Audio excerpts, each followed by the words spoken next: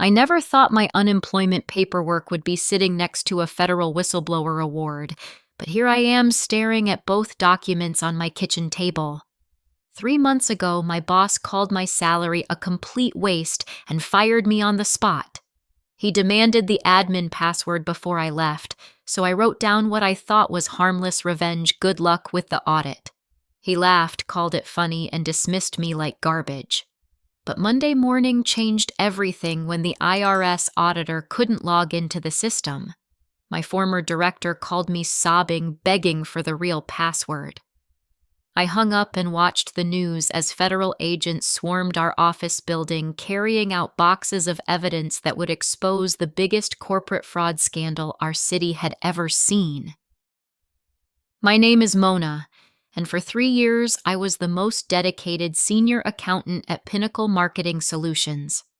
I arrived early, stayed late, and genuinely believed I was building something meaningful with my colleagues. The downtown office buzzed with energy-handling marketing campaigns for major clients across the Southwest. I loved the complexity of managing budgets that reached into the millions, ensuring every dollar was properly allocated and documented. Jake Sullivan, our director, seemed like the ideal boss during my first year. He praised my attention to detail, gave me increasing responsibilities, and even mentioned fast-tracking me for a promotion. I admired his confidence during client presentations and the way he could navigate complex financial discussions. Patricia from Human Resources often commented on how lucky our department was to have such organized leadership. But small inconsistencies started appearing in the financial records during my second year. Client payments that didn't match invoices, mysterious transfers between accounts, and expense reports that seemed inflated beyond reason. At first, I assumed these were simple clerical errors that needed correction. I brought them to Jake's attention, expecting him to appreciate my thoroughness. Instead, he brushed off my concerns with explanations that sounded reasonable but never quite added up. He claimed the discrepancies were due to complex client arrangements that I wasn't cleared to fully understand. When I persisted, he reminded me that my job was data entry, not analysis, and suggested I focus on my assigned tasks rather than questioning established procedures. The red flags became impossible to ignore when I discovered offshore account transfers hidden within routine operating expenses. These weren't small amounts either.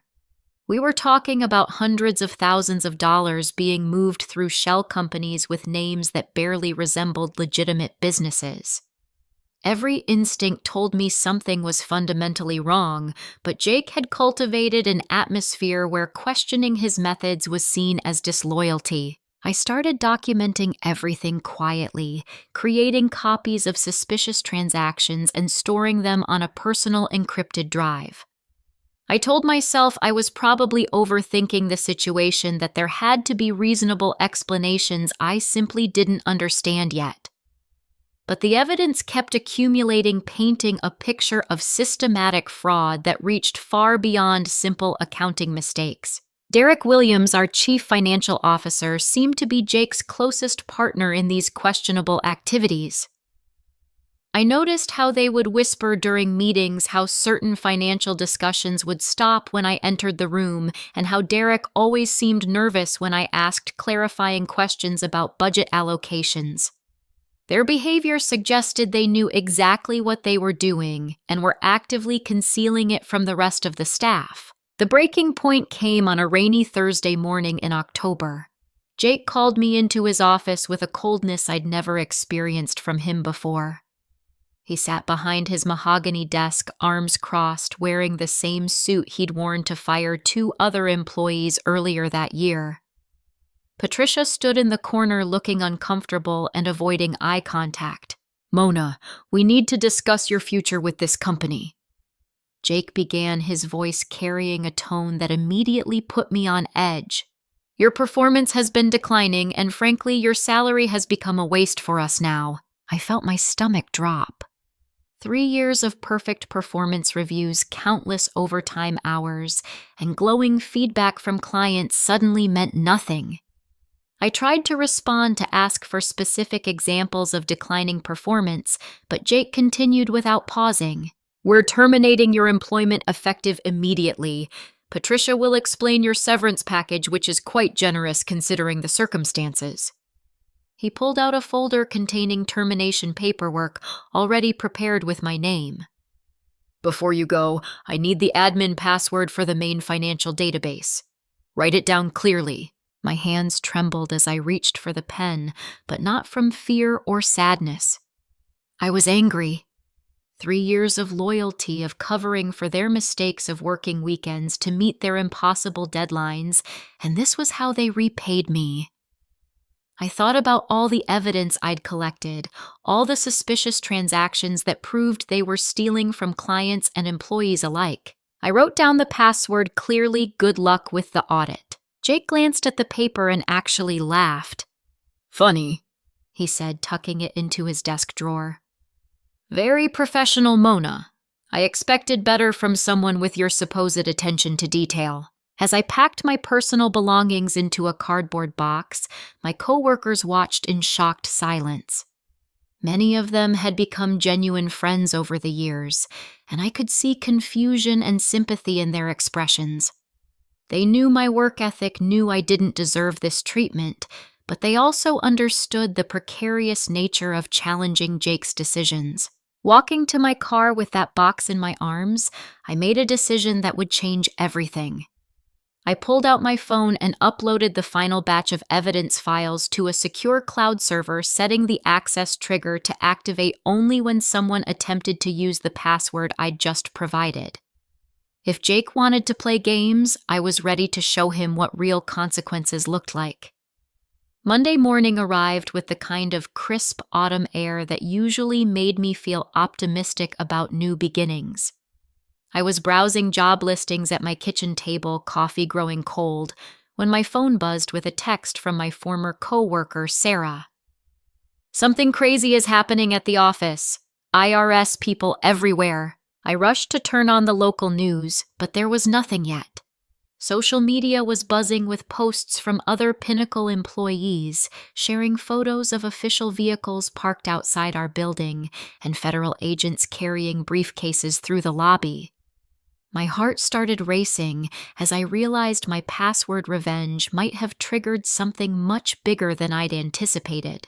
Amanda Richardson, the IRS auditor, had arrived at Pinnacle Marketing Solutions at exactly 8:30 that morning for what Jake believed was a routine compliance check. According to Sarah's breathless phone call an hour later, Amanda had requested immediate access to the financial database to verify recent tax filings. Jake confidently provided the password I'd given him, expecting the system to open normally. When the login failed, Jake initially assumed he'd mistyped something. He tried again more carefully this time, but the system rejected his attempt with an error message about invalid credentials. Amanda waited patiently as Jake called the IT department, his confidence slowly transforming into visible concern. "Sir, the password you're using doesn't match our current admin credentials," explained Tommy from IT support. "When was this password last changed?" Jake's face went pale as he realized what had happened. He excused himself from the conference room, leaving Amanda with Derek, and immediately called my number. I was standing in the cereal aisle at the grocery store when my phone rang, Jake's name appearing on the screen like a ghost from my past. "Mona, I need that password right now," he said without any greeting, his voice tight with barely controlled panic. "There's been some kind of system error, and we have important people here who need access immediately." "I gave you the password on Thursday," I replied calmly, pretending not to understand the urgency. "Did you write it down incorrectly? Don't play games with me. What's the real password?" I hung up without another word, my hands shaking slightly as I realized the magnitude of what was unfolding. The evidence files I'd uploaded were now accessible to federal investigators, containing 3 years of documented fraud that would destroy everything Jake had built through systematic theft and tax evasion. Back at Pinnacle, Amanda was becoming increasingly suspicious of the delays. She'd conducted hundreds of audits throughout her career and recognized evasive behavior when she saw it. Derek's nervous stammering about system maintenance and Jake's obvious distress were classic indicators of companies trying to hide something significant. "I'm going to need your IT department to provide admin access through alternative means," Amanda informed Jake when he returned to the conference room 20 minutes later. "This delay is unacceptable for a routine compliance check." Tommy managed to create temporary admin access using backup protocols, allowing Amanda to begin her investigation. What she found in the first hour of digging made her immediately call for backup from the Financial Crimes Division. The evidence package I'd uploaded contained detailed documentation of systematic tax fraud, including copies of false filings, hidden offshore transfers, and manipulated expense reports. But the real shock came when Amanda discovered that the fraud wasn't limited to tax evasion. The documented transactions revealed a complex embezzlement scheme involving city contracts, manipulated vendor payments, and stolen employee pension contributions. This wasn't just corporate tax fraud. It was organized financial crime that had victimized dozens of families and multiple government agencies. Jake's second call came while I was loading groceries into my car. This time his voice cracked with desperation. "Mona, please, I'm begging you. Just give me the real password and we can work something out. I know you're angry about the termination, but this isn't the way to handle workplace disputes." "I have no idea what you're talking about," I said, genuinely enjoying his panic. "The password I gave you was accurate. If there are system issues, maybe you should call a professional IT consultant." "The IRS is here, Mona. They're asking questions about financial records that I can't explain without proper system access. You're putting innocent people's jobs at risk with whatever game you're playing." "Sounds like a management problem," I replied before hanging up again. Amanda's investigation accelerated rapidly as she uncovered layer after layer of financial crimes. The evidence I'd provided included email chains between Jake and Derek, discussing how to hide stolen funds invoices for non-existent services paid to shell companies, and detailed spreadsheets showing how they'd systematically inflated client bills to skim profits for personal use. By noon, Amanda had seen enough to warrant federal intervention.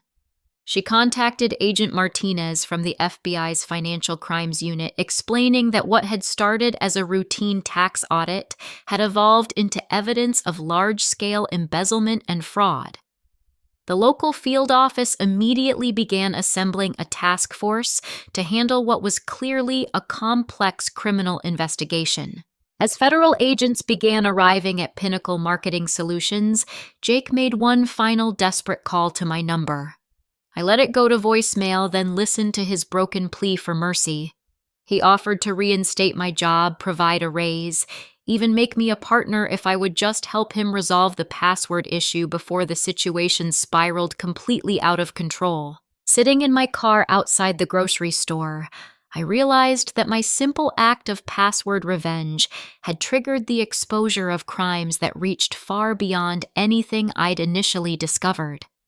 The evidence would soon reveal a network of corruption that had stolen millions from unsuspecting victims, and Jake's empire of fraud was about to collapse under the weight of federal investigation. The local news stations picked up the story by Tuesday afternoon, broadcasting live footage of federal agents carrying boxes of evidence from Pinnacle Marketing Solutions.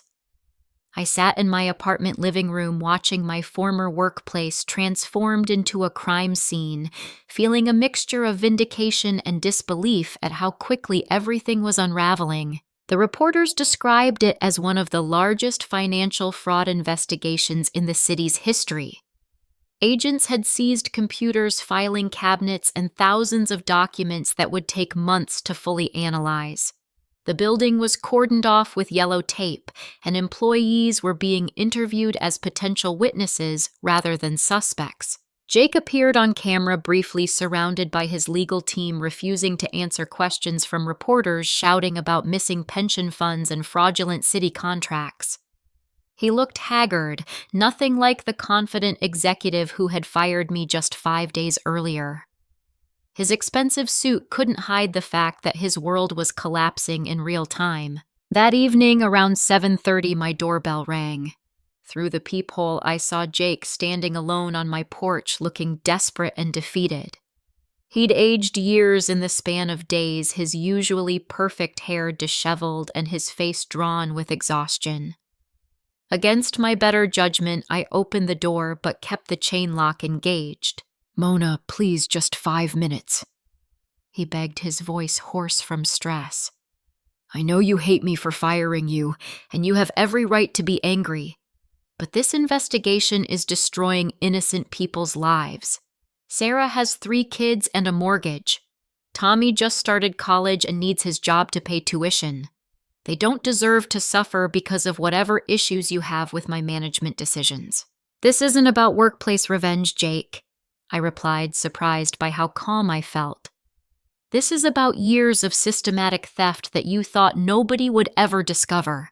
You stole from employees, clients, and taxpayers, then had the nerve to call my salary a waste." His expression shifted from desperation to something approaching panic. "I don't know what you think you know, but you're misunderstanding complex business arrangements. Yes, maybe some procedures weren't perfectly documented, but that doesn't justify destroying an entire company and everyone who depends on it for their livelihoods." Before I could respond, he continued with increasing desperation. "Derek left the country yesterday. He emptied several accounts and disappeared before the agents could freeze his assets. Don't you see the real criminal is gone, and you're helping him escape by creating this chaos with whatever evidence you think you have?" The revelation about Derek's escape shocked me. I'd suspected he was involved in the fraud, but hearing that he'd fled with stolen money made the situation feel much more serious. "If Derek was stealing money and you knew about it, why didn't you report it to the authorities yourself?" Jake's silence was answer enough. He looked down at his feet, finally acknowledging that his denials weren't credible. "Mona, I made mistakes. Maybe I looked the other way when I should have asked harder questions. But I never intended for anyone to get hurt. Can't we find some way to resolve this without destroying everything?" "The password I gave you was real," I said firmly. "If there are system access issues, that's something for your IT department and the investigators to figure out." After Jake left, I felt emotionally drained, but also strangely empowered. For years, I'd watched him manipulate employees and clients while building his fraudulent empire. Seeing him reduced to begging on my doorstep was a level of accountability I'd never imagined possible. My phone rang an hour later with a number I didn't recognize. "Ms. Mona, this is Amanda Richardson from the Internal Revenue Service. I'd like to speak with you about your recent employment at Pinnacle Marketing Solutions. Would you be available to meet tomorrow morning?" Amanda's voice was professional but warm, and I agreed to meet her at the Federal Building downtown. After hanging up, I realized that my role in this investigation was just beginning. The evidence I'd provided had opened a door that couldn't be closed, and now I'd need to help federal investigators understand the full scope of the crimes I'd witnessed. That night, I couldn't sleep.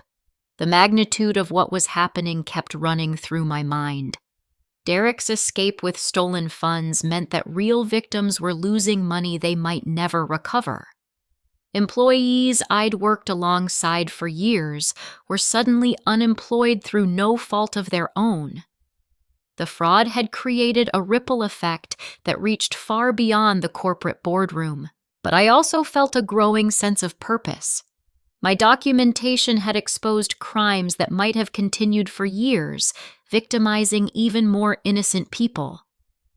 Jake's attempts to frame this as workplace revenge were insulting, especially when federal agents were uncovering evidence of systematic theft that had enriched him and Derek at the expense of everyone else. Wednesday morning brought news that shocked even the federal investigators. Agent Martinez held a press conference announcing that the Pinnacle investigation had revealed connections to City Councilman Thomas Bradley, who had apparently received kickbacks in exchange for steering municipal contracts toward Jake's company. The fraud network was much larger than anyone had initially suspected. We're now investigating a complex scheme that involves municipal corruption, tax evasion, and large-scale embezzlement, Agent Martinez explained to reporters. We believe multiple public officials may have been compromised, and we're working to determine the full extent of the criminal enterprise. As I watched the press conference, I realized that my simple password revenge had uncovered a web of corruption that reached into local government. The evidence I'd collected wasn't just about corporate fraud. It was about systematic abuse of public trust that had been hidden for years behind legitimate-looking business operations. My meeting with Amanda Richardson would be the first step in helping federal investigators understand how deep the corruption ran, and I was finally ready to tell the complete truth about everything I'd witnessed during my 3 years at Pinnacle Marketing Solutions. Amanda Richardson met me at the federal building on Wednesday morning, leading me through security checkpoints to a small conference room with fluorescent lighting and government-issued furniture. She was younger than I'd expected, probably in her early 30s, with sharp eyes that missed nothing and a direct communication style that put me at ease immediately. Ms. Mona, I want to be completely transparent about why we're here. Amanda began spreading documents across the table. The evidence package that became accessible through the password situation has revealed crimes that go far beyond simple tax evasion. We're talking about millions of dollars in stolen funds, and we need your help understanding how the scheme operated. She showed me printouts of transactions I'd documented, explaining how federal investigators had traced the money through multiple shell companies and offshore accounts. The scope was staggering. Jake and Derek hadn't just been skimming profits. They'd created an elaborate network designed to systematically steal from anyone who did business with Pinnacle Marketing Solutions. What I'm about to tell you might be difficult to hear. Amanda continued, her expression becoming more serious.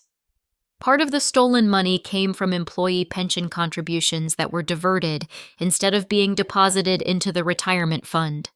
We believe your own retirement account was affected. My stomach dropped. 3 years of pension contributions money I'd counted on for my future had been stolen by the same people who'd called my salary a waste. How much are we talking about? Based on your employment records, approximately $37,000 in pension contributions that should have been yours. But you're not the only victim.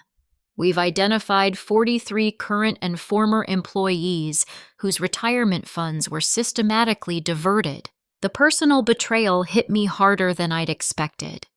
It was one thing to know that Jake was stealing from clients and taxpayers, but realizing he'd been stealing my own future retirement felt like a violation that went beyond professional misconduct. This was theft from people who'd trusted him with their financial security. Amanda explained that the pension theft had been carefully concealed through falsified contribution records and manipulated account statements. Employees received documentation showing their money was being properly invested, while in reality the funds were being transferred to accounts controlled by Jake and Derek for personal use. There's something else you need to know, Amanda said, hesitating slightly. Some of the stolen pension money was used to pay medical bills for family members of employees. We believe this was done to create a paper trail that would make the theft harder to detect, but it also means that some families received help paying for health care using money that was actually stolen from other employees. I felt nauseous as the implications became clear. Are you saying my mother's cancer treatment bills might have been paid with stolen money? Amanda nodded grimly. We found records showing that Pinnacle's Employee Assistance Program paid approximately $15,000 toward medical expenses for your mother's care last year. That money came from diverted pension contributions, including some of your own. The revelation was devastating. My mother had been so grateful for the company's financial support during her treatment, praising Jake's generosity and kindness. She'd felt guilty about accepting the help, worried it was too much charity from my employer. Now I learned that the generosity was actually money stolen from employee retirement accounts. I left the federal building feeling emotionally shattered. The drive to my mother's house took forever, traffic seeming to crawl as I wrestled with how to explain that the financial help she'd received during her illness was actually stolen money. She was recovering well from treatment, finally feeling optimistic about her prognosis, and now I had to tell her that her gratitude was based on a lie. My mother, Eleanor, was tending her small garden when I arrived, looking healthier than she had in months. The treatments had been successful, and she'd regained much of her energy and appetite. She hugged me enthusiastically, immediately noticing my distressed expression. "What's wrong, honey? You look like you've seen a ghost." I explained everything as gently as possible, watching her face transform from confusion to horror as she understood what had really happened.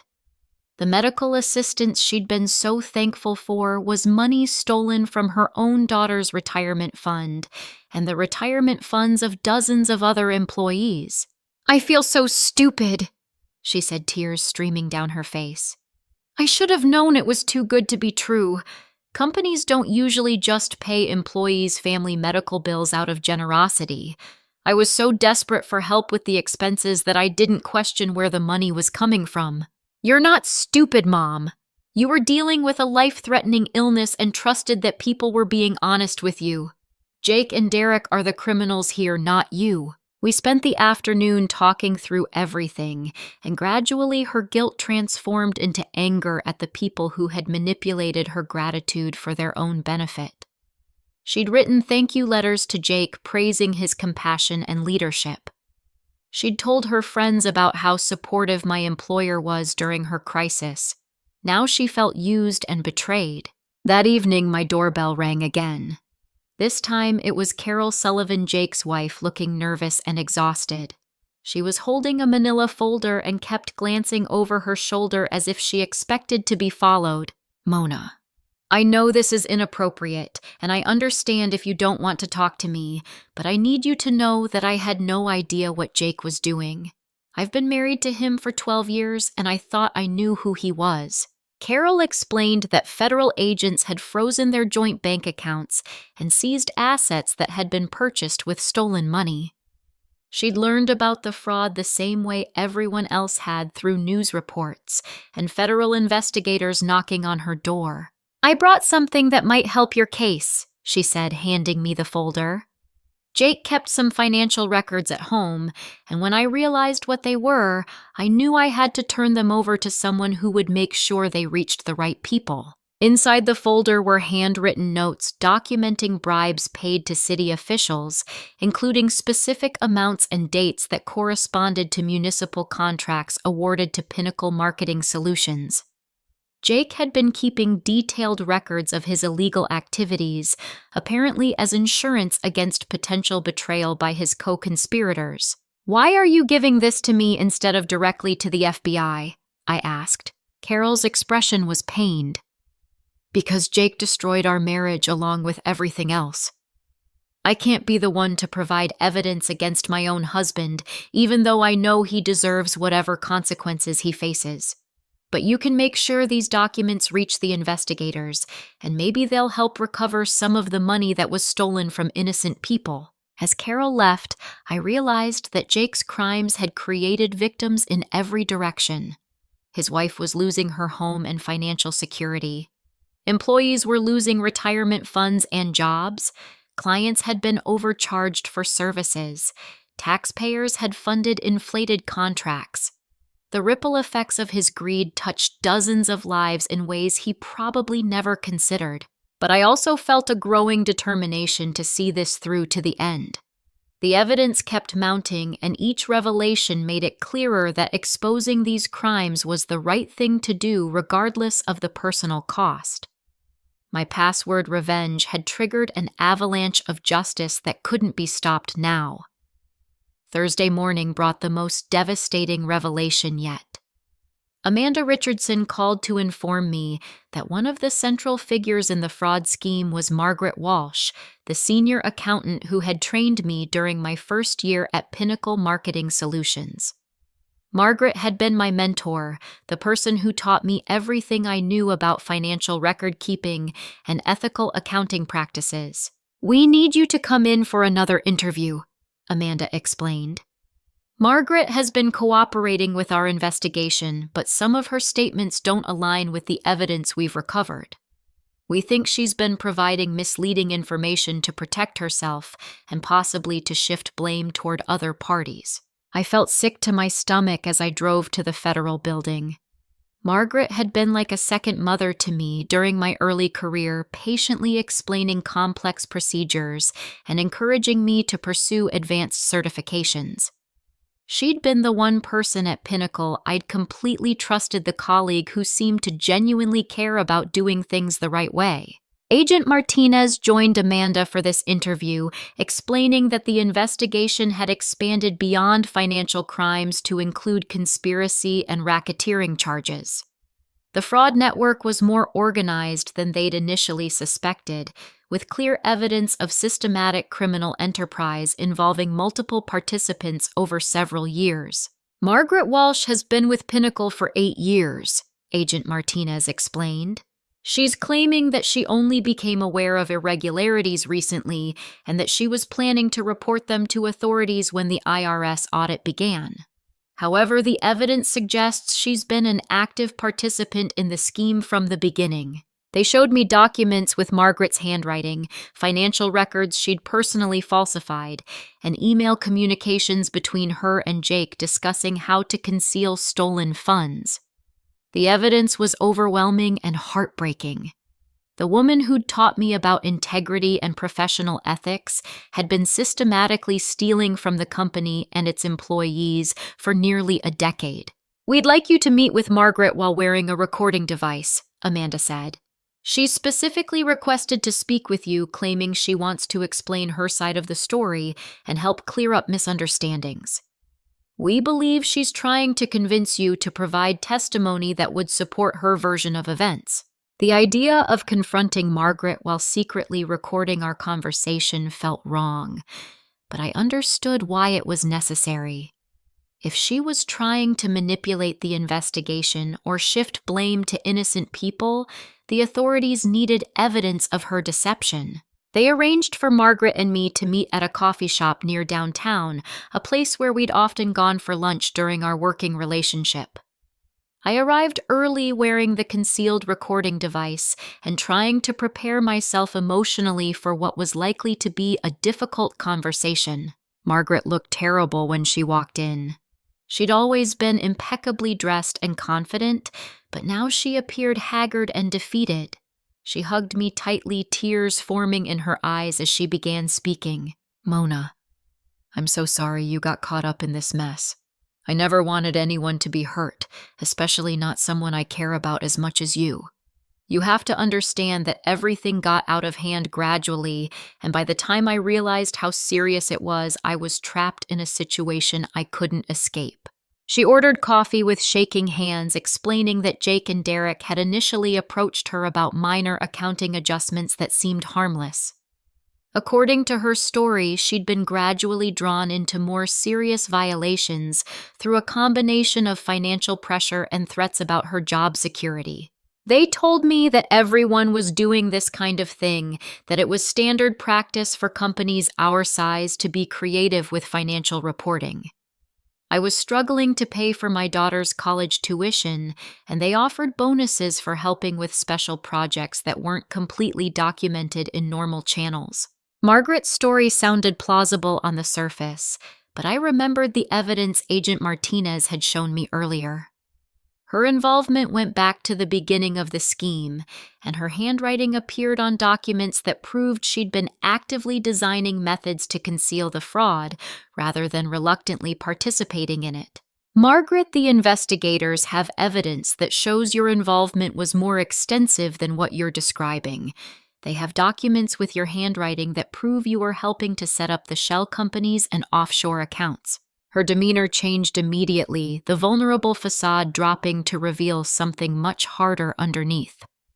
"Mona, you don't understand how these investigations work. The federal agents are looking for scapegoats, people they can blame to make their case look more impressive. They're going to try to convince you that I'm some kind of criminal mastermind, when the reality is that I was just following orders from people who had power over my career." She leaned forward, lowering her voice conspiratorially. "Here's what really happened. Jake approached me about helping with some creative accounting to maximize tax advantages for the company. Everything we did was designed to benefit Pinnacle and its employees by reducing our tax burden and increasing profits.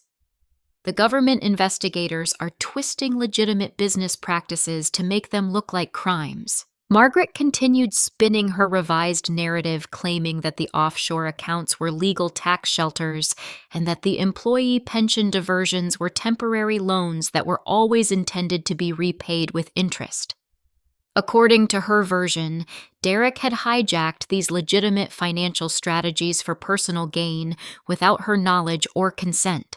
"I need you to testify that you never saw me personally benefit from any of these arrangements," Margaret said, reaching across the table to grasp my hand. "You worked closely with me for 3 years. You know I'm not the kind of person who would steal from innocent people. Your testimony could make the difference between me going to prison for crimes I didn't commit and being able to continue the career I've spent decades building." The conversation continued for another hour, with Margaret alternating between emotional appeals and increasingly desperate attempts to convince me that she'd been framed by Jake and Derek. She painted herself as a victim of circumstance, someone who'd been manipulated by more powerful people into participating in activities she didn't fully understand. But the recorded evidence would later reveal something that shocked even the federal investigators. During our conversation, Margaret accidentally let slip information that proved her statements to authorities had been deliberately false. She mentioned details about international money laundering operations that she couldn't have known unless she'd been directly involved in setting them up. "The accounts in the Cayman Islands were just backup security measures," she said at one point, apparently forgetting that she'd told investigators she'd never heard of any offshore banking arrangements. "Jake insisted we needed multiple layers of protection in case domestic audits became too aggressive. After our meeting, I felt emotionally devastated, but also relieved that I'd been wearing the recording device." Margaret's attempts to manipulate my testimony and her inadvertent admission of knowledge she'd claimed not to have would provide crucial evidence for the prosecution's case against her. The woman who'd taught me about professional integrity and ethical accounting had turned out to be one of the primary architects of a fraud scheme that had victimized dozens of innocent people. Her betrayal felt personal in a way that even Jake's misconduct hadn't, because I genuinely trusted and respected her. But the recording also revealed something that would prove crucial to the investigation's expansion. Margaret had mentioned hidden records at Jake's house that contained evidence of international money laundering. This information would lead federal agents to discoveries that expanded the case far beyond anything they'd initially suspected. The information Margaret accidentally revealed during our recorded conversation led to a coordinated raid on Jake's house the following Friday morning. I watched the live news coverage from my apartment, seeing federal agents and local police surrounding the suburban home where Jake had lived with Carol for over a decade. The raid uncovered a hidden safe behind a bookshelf in Jake's home office containing financial records that documented an international money laundering operation involving businesses in 3 different countries. The scope of the criminal enterprise was staggering, reaching far beyond the local fraud I'd initially discovered at Pinnacle Marketing Solutions. Agent Martinez held another press conference that afternoon, explaining that the investigation had revealed connections to organized financial crime networks operating across state and international boundaries. The stolen money from Pinnacle had been just one component of a larger scheme designed to launder profits from various illegal activities through legitimate-looking business operations. We now have evidence of a sophisticated criminal organization that has been operating for approximately 8 years, Agent Martinez announced. The defendants used a network of shell companies' offshore accounts and corrupted public officials to move millions of dollars in illicit funds while maintaining the appearance of legitimate business activities. The federal grand jury indictments were unsealed Monday morning, charging Jake with racketeering, money laundering, tax evasion, and conspiracy to commit fraud. Derek, who remained a fugitive, was charged in absentia with similar crimes, plus additional charges related to his flight from prosecution. Margaret faced charges for conspiracy, fraud, and obstruction of justice. But the biggest shock came with the revelation that City Councilman Thomas Bradley had been planning to flee the country using a false passport and identification documents. Federal agents arrested him at the airport with a briefcase containing $200,000 in cash and detailed records of bribes he'd received over several years. I was subpoenaed to testify before the grand jury, an intimidating process that required me to answer detailed questions about everything I'd witnessed during my employment at Pinnacle Marketing Solutions. The prosecutors were thorough and professional, but the experience was emotionally draining as I recounted 3 years of systematic deception and betrayal. The defense attorneys for all 3 defendants tried various strategies to discredit my testimony and minimize their client's culpability. Jake's lawyer argued that he'd been manipulated by Derek and Margaret, portraying him as a naive business executive who'd trusted the wrong people. Margaret's attorney claimed she'd been coerced through financial pressure and threats to her job security, but the evidence was overwhelming. The documentation I'd provided, combined with the financial records seized from Jake's house and the recorded conversation with Margaret, painted a clear picture of deliberate criminal conspiracy spanning multiple years and affecting dozens of victims. The trial proceeded rapidly, with prosecutors presenting a methodical case that traced stolen money from its original sources through the complex network of shell companies and offshore accounts. Expert witnesses explained how the defendants had used sophisticated financial instruments to conceal their crimes while maintaining plausible deniability. Jake's testimony on his own behalf was particularly painful to watch. He admitted to poor judgment and inadequate oversight, but continued to deny that he'd intentionally defrauded anyone. His explanations sounded increasingly desperate as prosecutors confronted him with evidence of his direct involvement in setting up fraudulent accounts and authorizing illegal transfers. Margaret's testimony was even more disturbing. She continued to portray herself as a victim of circumstances, someone who'd been gradually drawn into criminal activity through manipulation and coercion. But the recorded conversation I'd had with her undermined her credibility, completely proving that she'd been lying to investigators about the extent of her involvement. During the weeks of testimony, I received multiple death threats from unknown callers who apparently believed I was responsible for destroying legitimate businesses and causing innocent people to lose their jobs. The threats were serious enough that Agent Martinez assigned protective surveillance, and I had to temporarily stay in a hotel while security measures were implemented at my apartment. The threats frightened me, but they also reinforced my determination to see the prosecution through to completion. The people making threats clearly didn't understand that I hadn't destroyed anything. I'd simply exposed crimes that were already destroying innocent people's financial security and corrupting public institutions. The prosecution's final piece of evidence was devastating to the defense.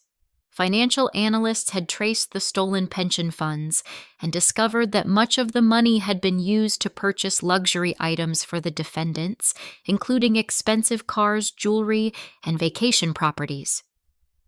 The idea that these were legitimate business arrangements or temporary loans became impossible to maintain when confronted with evidence of such obvious personal enrichment. As closing arguments began, I felt a mixture of exhaustion and anticipation. The trial had consumed months of my life and forced me to relive the betrayal and fraud I'd witnessed at Pinnacle Marketing Solutions. But it had also provided a platform for justice that could potentially help dozens of victims recover stolen money and hold powerful people accountable for their crimes. The evidence had revealed that my simple password revenge had triggered the exposure of a criminal organization that reached into local government and crossed international boundaries. What had started as workplace frustration had evolved into one of the largest financial crime prosecutions in the city's history. The jury deliberated for 3 days before returning guilty verdicts on all charges against all 3 defendants. Jake Sullivan was sentenced to 15 years in federal prison. Derek Williams received 20 years in absentia, and Margaret Walsh was sentenced to 12 years. City Councilman Thomas Bradley received 20 years for his role in the municipal corruption scheme. I sat in the courthouse gallery as Judge Patricia Morrison delivered the sentences, feeling a profound sense of closure that I hadn't expected. Jake looked broken as he was led away in handcuffs, a stark contrast to the arrogant executive who had called my salary a waste just 8 months earlier. Margaret wept as she was sentenced, finally acknowledging the harm her actions had caused to innocent families. The financial restitution orders were substantial.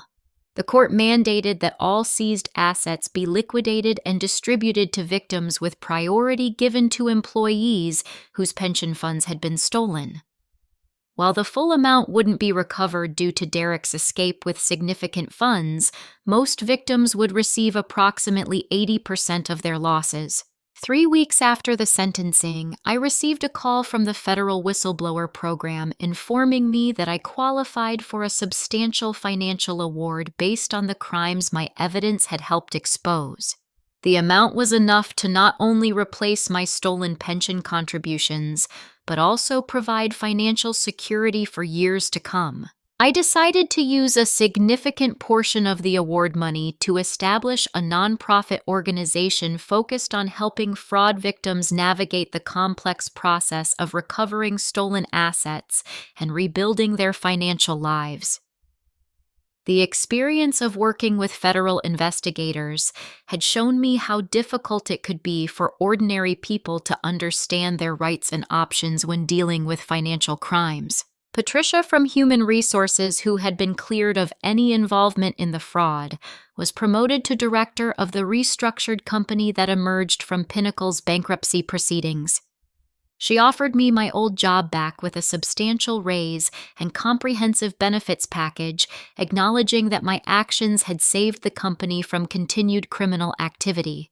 I declined her generous offer, having found a new sense of purpose in victim advocacy work.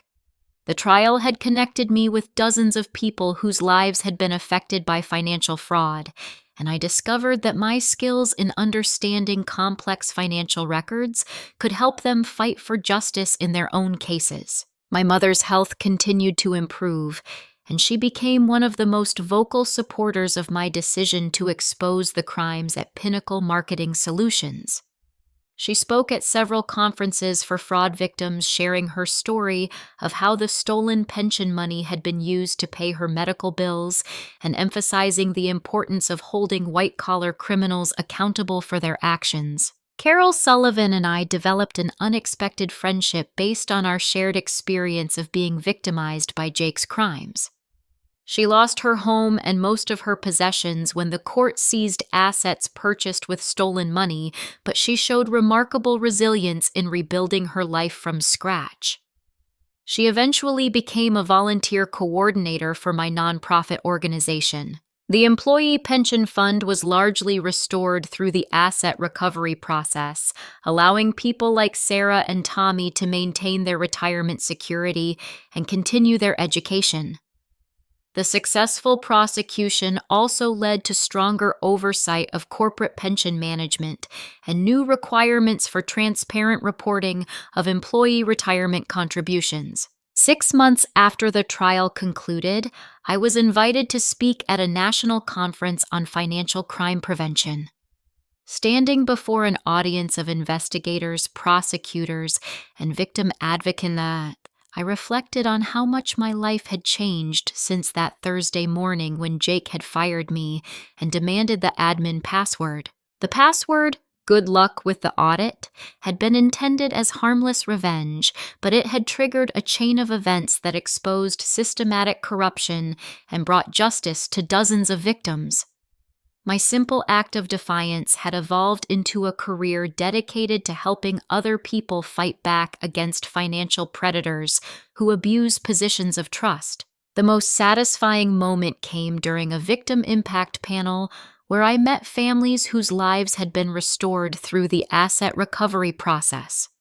Parents were able to send children to college, retirees could maintain their dignity and independence, and small business owners had recovered money stolen through fraudulent contracts. Margaret's prediction that the investigation would destroy innocent people's lives had been completely wrong. The investigation had actually protected innocent people from continued victimization while holding the real criminals accountable for their actions. The temporary disruption caused by exposing the fraud was minor compared to the long-term damage that would have resulted from allowing the crimes to continue. As I wrapped up my speech at the conference, I emphasized the importance of speaking up when witnessing financial misconduct, even when it seems easier to look the other way. My experience had taught me that ordinary people have more power than they realize to fight back against corruption and injustice. The audience responded with a standing ovation, but the most meaningful reaction came from a young woman who approached me afterward. She worked as a bookkeeper for a small company and had been documenting suspicious transactions for months, unsure whether she should report her concerns or risk losing her job. "Your story gave me the courage to contact the authorities," she told me. "I've been afraid to speak up because I need this job to support my family, but I realize that staying silent makes me complicit in whatever crimes might be happening." Driving home from this conference, I thought about how my life had fundamentally changed over the past year. I'd gone from being a quiet accountant who followed orders without question to becoming an advocate who helped other people find their voices and fight for justice. The transformation hadn't been easy, but it had led to a sense of purpose I'd never experienced in my previous career. The password that had started everything, "Good luck with the audit," had become something of a legend among financial crime investigators. Amanda Richardson later told me that it was cited in training materials as an example of how creative thinking and careful documentation could expose even sophisticated criminal schemes. My apartment now displays the Federal Whistleblower Award, alongside thank you letters from fraud victims whose lives were restored through the prosecution. The contrast between those documents and my old termination paperwork serves as a daily reminder of how much can change when someone decides to fight back against injustice. Looking back, I realize that Jake Sullivan did me a favor when he fired me and called my salary a waste. His cruelty and arrogance triggered a series of events that led to my true calling and allowed me to help dozens of families recover from financial crimes. His attempt to silence and dismiss me had exactly the opposite effect, amplifying my voice and giving me a platform to fight for justice. The nonprofit organization continues to grow, helping fraud victims across multiple states navigate the complex process of reporting crimes and recovering stolen assets. We've assisted in exposing several additional fraud schemes, proving that my experience at Pinnacle Marketing Solutions wasn't unique, but part of a larger pattern of financial crime that affects communities nationwide. Have you ever witnessed financial misconduct at your workplace but felt uncertain about whether to report it? The decision to speak up can be frightening, especially when your livelihood depends on the same people who might be committing crimes. But my experience taught me that staying silent ultimately protects the criminals while leaving innocent people vulnerable to continued victimization. I encourage you to like this video if my story resonated with you. Subscribe to hear more stories about people fighting back against injustice, and share this with anyone who might be facing similar ethical dilemmas in their own workplace. Your comments about your own experiences with workplace misconduct help create a community of support for people who are deciding whether to take a stand against fraud and corruption. Thank you for listening to my story, and I hope it inspires you to speak up when you witness wrongdoing. Justice often starts with one person having the courage to say that what they're seeing isn't right, and sometimes that simple act of defiance can change everything for the better.